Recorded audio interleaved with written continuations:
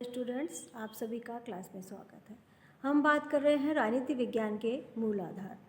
राजनीति विज्ञान के मूल आधार में हमने राजनीति विज्ञान के परंपरागत दृष्टिकोण पर चर्चा शुरू करी थी। हमने जाना था कि परंपरागत दृष्टिकोण के विद्वानों के द्वारा जो है किस प्रकार से राजनीति विज्ञान को परिभाषित किया गया है।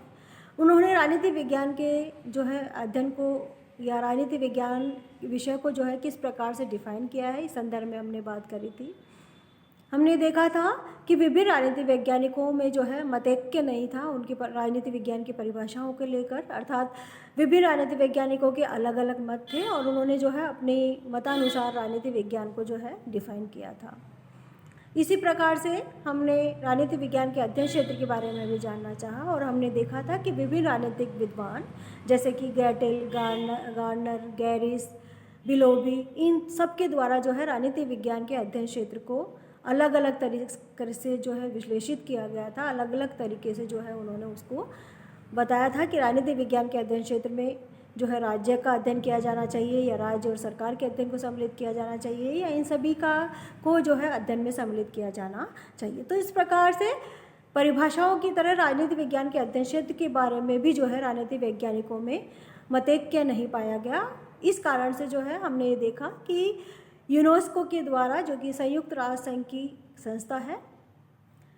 उसके द्वारा 1948 में राजनीति वैज्ञानिकों का एक बहुत बड़ा सम्मेलन हुआ और उस सम्मेलन में जो है राजनीति विज्ञान के अध्ययन क्षेत्र का निर्धारण किया गया। और हमने ये पाया था कि उस सम्मेलन के माध्यम से राजनीति विज्ञान में राजनीतिक सिद्धांतों, राजनीतिक विचारधाराओं, राष्ट्र राज्य के संबंधों, अंतर्राष्ट्रीय संबंधों के अध्ययन को सम्मिलित करने की बात कही थी। इसके साथ साथ यूनेस्को ने अन्य चीज़ें भी जो है राजनीति विज्ञान के अध्ययन क्षेत्र में सम्मिलित करने की बात कही, वो आज हम देखेंगे। परंपरागत राजनीति विज्ञान का अध्ययन क्षेत्र अर्थात संयुक्त राष्ट्र संघीय शैक्षणिक, वैज्ञानिक और सांस्कृतिक संगठन यूनेस्को के द्वारा 1948 में विभिन्न राजनीतिक विद्वानों के एक सम्मेलन में व्यक्त विचारधारा के आधार पर और विभिन्न राजनीतिक विद्वानों द्वारा व्यक्त विचारधारा के आधार पर राजनीति विज्ञान के अध्ययन क्षेत्र में निम्न चीज़ों को सम्मिलित किया गया। जो है सबसे पहली चीज़ उन्होंने मानी कि राजनीति विज्ञान के अध्ययन में मानव के राजनीतिक जीवन के को जो है सम्मिलित किया जाना चाहिए, अर्थात मनुष्य और राज्य के पारस्परिक संबंधों को जो है अध्ययन में सम्मिलित किया जाना चाहिए। अर्थात एक राज्य जो है वो किस प्रकार से एक राष्ट्र राज्य में अपना जीवन व्यतीत करता है, वो किस किस प्रकार के अधिकारों का उपभोग करता है, वो कौन कौन से कर्तव्यों का निर्वहन करता है, इस चीज़ को जो है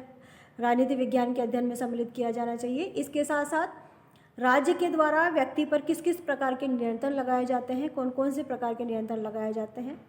उसके जीवन क्षेत्र में राज्य जो है कितना हस्तक्षेप करता है, इस संदर्भ में। इसके साथ साथ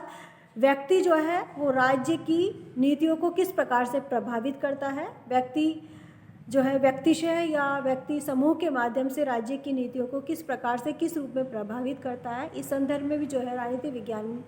के अध्ययन को जो है इस चीज़ों को भी सम्मिलित किया जाना चाहिए। तो इस प्रकार से ये कहा जा सकता है कि राजनीति विज्ञान में मनुष्य के राजनीतिक व्यवहार, अर्थात वो सरकार के या कानून के समर्थन में है तो उस चीज़ को जो है अध्ययन में सम्मिलित किया जाना चाहिए। यदि वो विरोध कर रहा है तो विरोध क्यों कर रहा है, उसके विरोध के कारण क्या है, वो असंतोष प्रद क्यों है, इस चीज़ का जो है राजनीति विज्ञान के अध्ययन में सम्मिलित किया जाना चाहिए।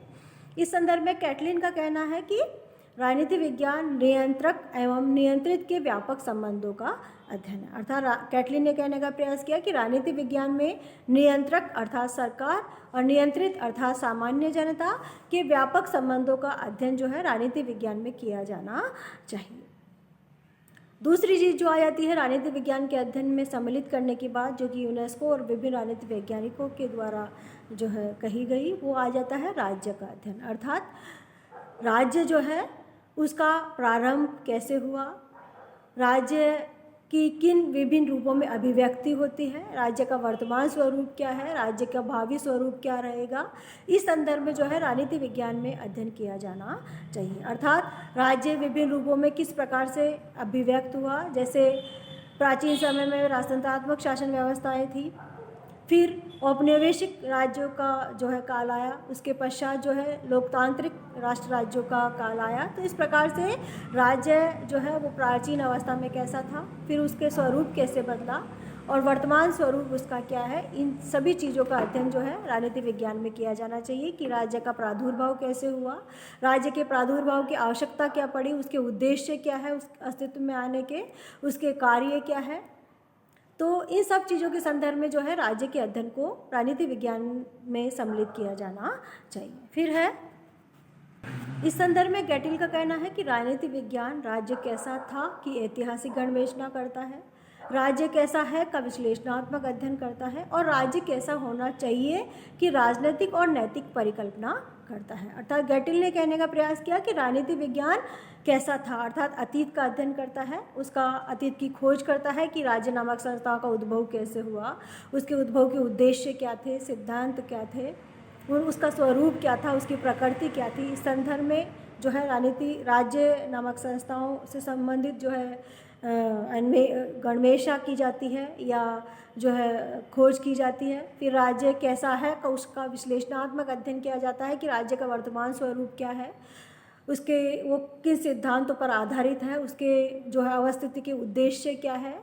उसके जो है कार्यशैली क्या है, उसकी प्रकृति क्या है। इसके साथ साथ राज्य कैसा होना चाहिए कि राजनीतिक और नैतिक परिकल्पना भी है, अर्थात राज्य के वर्तमान स्वरूप में किस प्रकार के सुधार होने चाहिए, उसकी आदर्श अवस्था किस प्रकार से होनी चाहिए। इन चीज़ों के अध्ययन को जो है राजनीति विज्ञान के अध्ययन में सम्मिलित किया जाना चाहिए। तो इस संदर्भ में राज्य के अतीत का अध्ययन किया जाता है कि राज्य जो है वो अतीत में कैसा था, उसका प्रादुर्भाव कैसे हुआ।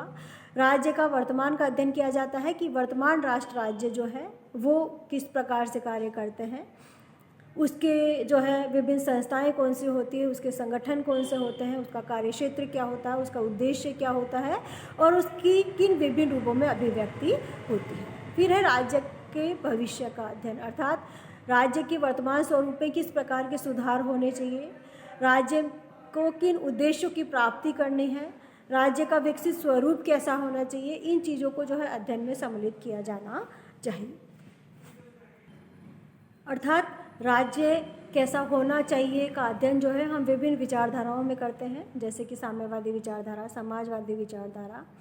इसके साथ साथ जो है विभिन्न उदारवादी विचारधारा, व्यक्तिवादी विचारधारा, इन विभिन्न विचारधाराओं में जो है हम राज्य के स्वरूप, उसकी प्रकृति, उसके उद्देश्यों में क्या क्या परिवर्तन होने चाहिए, इस संदर्भ में बात। फिर है सरकार का अध्ययन, सरकार के विगत और वर्तमान स्वरूप का जो है अध्ययन किया जाता है। इसके साथ साथ जो है सरकार का विभिन्न देशों में जो कार्यरत सरकारें हैं उनका तुलनात्मक अध्ययन किया जाता है, उनका विश्लेषणात्मक अध्ययन किया जाता है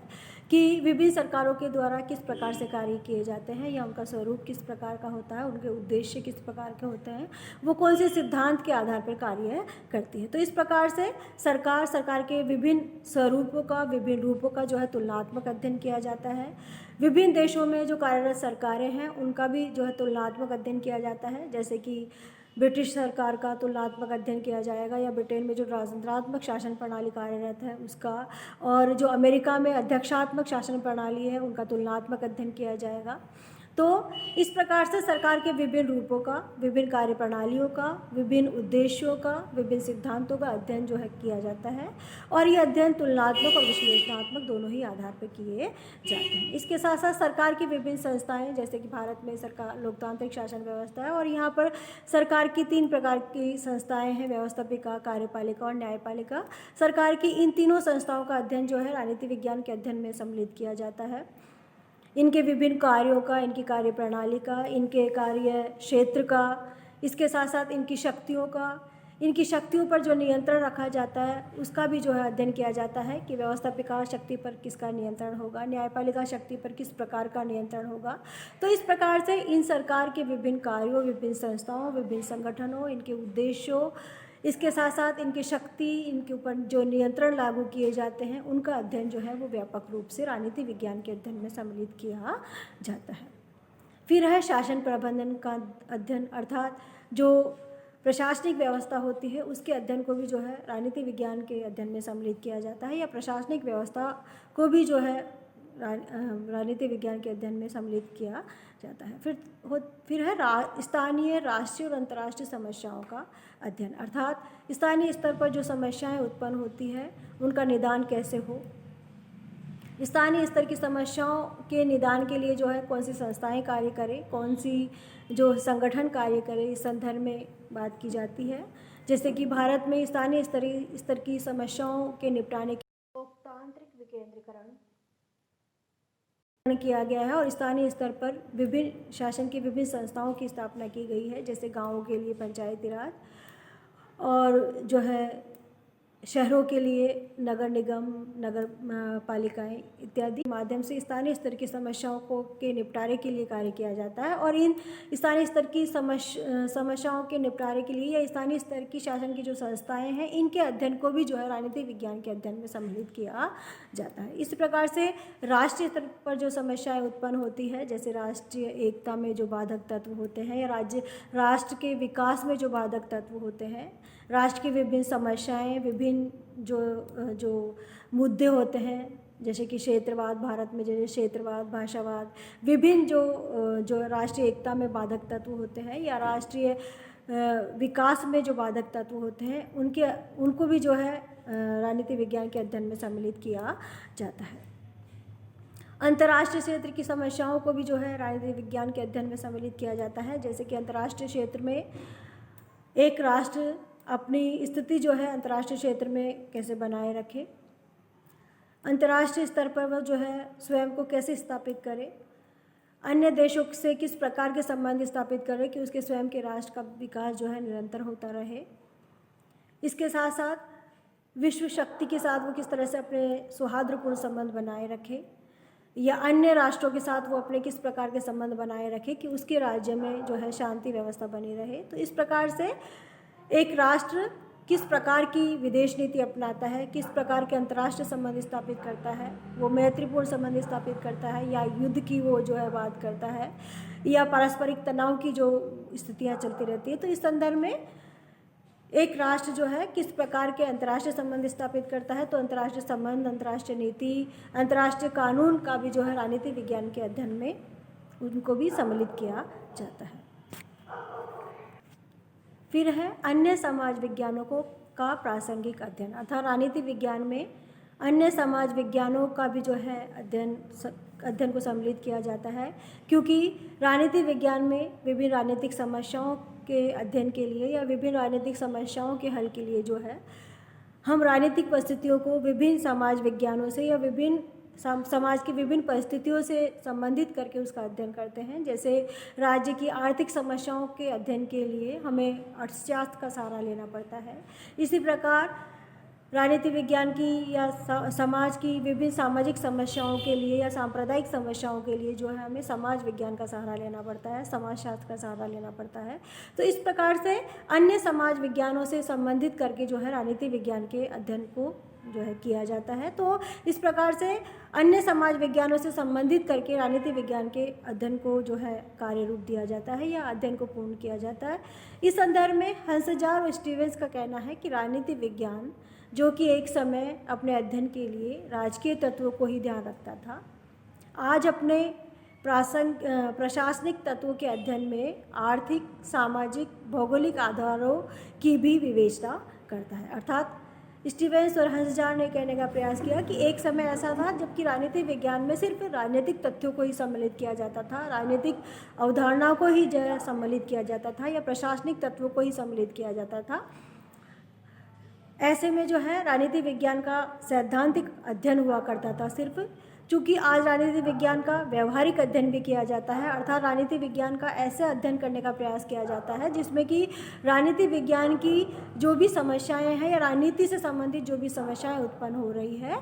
उनका